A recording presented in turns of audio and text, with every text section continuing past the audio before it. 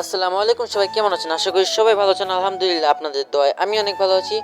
আসলে একটা কাজে আজকে নারায়ণগঞ্জ যেতে হচ্ছে। সেই কাজটি হলো আমার বোনের মেয়ে, তার জন্য তোশক, বালিশ এগুলো বানানোর জন্য আরও অনেক কিছু যেগুলো একটা বাচ্চার লাগে। আমার সাথে আছে আমার মা, আমার ভাগনা।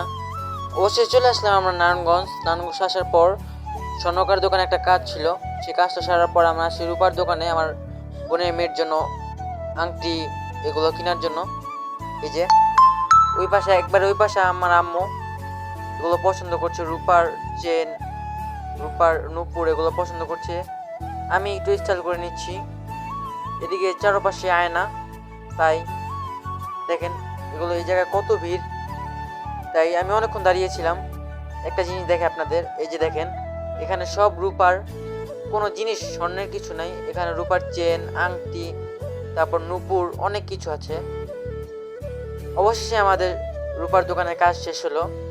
এখন আমরা যাব কাপড়ের দোকানে, কাপড়ের চাদর। এই যে অবশ্যই চলে আসলাম আমরা কাপড়ের দোকানে বিছানার চাদরের জন্য। এই যে দেখেন আমার সাথে আছে আমার মা, আমার ভাগনা। তার মনটা অনেক খারাপ, তাকে কিছু কিনে দিইনি খাওয়ার জন্য, তাই সে মন খারাপ করে বসে আছে। এই যে দেখেন সে ভাইটা আমাদের চাদর দেখাচ্ছে। মার যে চাদরটা পছন্দ হবে সেই চাদরটা মার নেবে।